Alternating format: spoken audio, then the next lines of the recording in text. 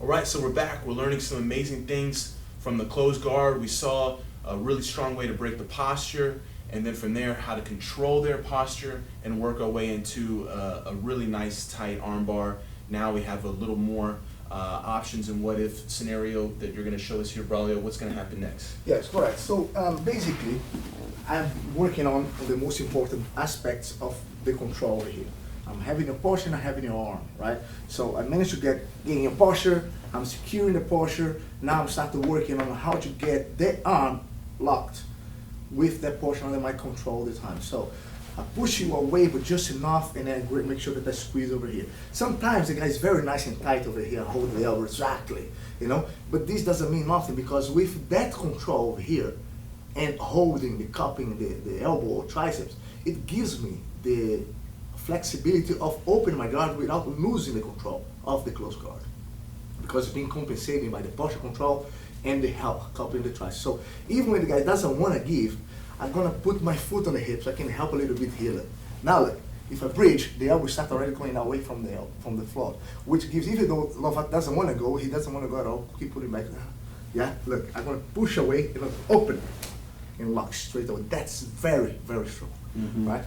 Now, everything that I do, I like to always make sure that he cannot accomplish the counter for what I do.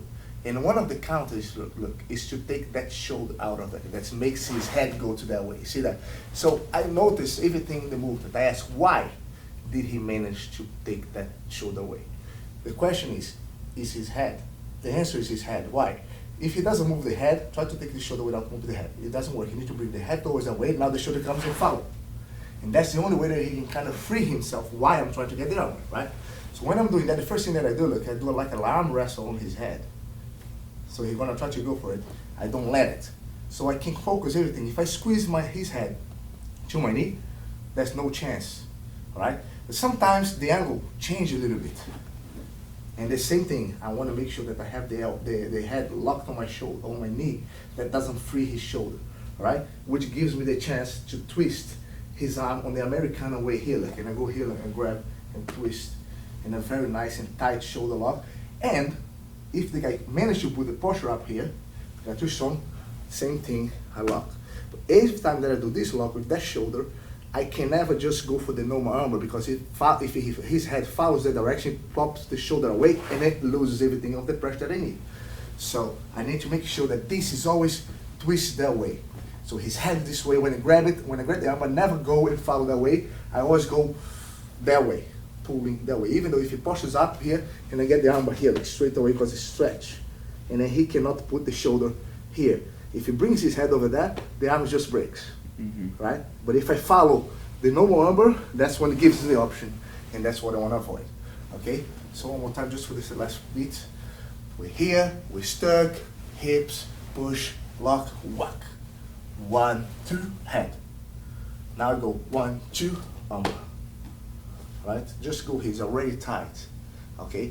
If I feel the guy is actually defending that with the right arm like that, and that's what I do, 2 against 1. And now that's when it's easy for me to go for the armbar, when he actually defends.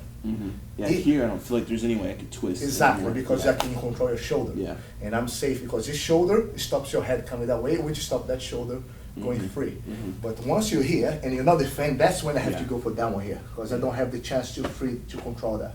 So those are the possibilities that I get to the end. And I notice you're grabbing the hand, not the wrist. Exactly, because I direct the hand wherever the arm goes. Yeah. Right? If I do that, you can, yes. If I go here, it's arm wrestle. Look, pow, and I just bridge towards like a mixture between armbars and shoulder lock and Americana kind of stuff. Very nice. Right? Awesome. Well, that's one of my best combos right there for you guys to have fun. Well, we really appreciate you sharing this techniques with us. Amazing jiu-jitsu and very submission oriented, which you all know I love that so much. So guys, make sure if you want to check out more of Braulio's techniques, more of his videos, check out his site as well, EstimaInAction.com. It's a newer project he's been working very hard on over the last year, and he has some amazing things in there. So, you know, I'm always about learning from everybody and trying to soak up as much knowledge as you can. So make sure to check out Estima in action as well. And Braulio, really appreciate it, man. That's awesome. Thanks so much. It's been an honor and a pleasure to be here to share some techniques with you guys. I hope you guys enjoy it.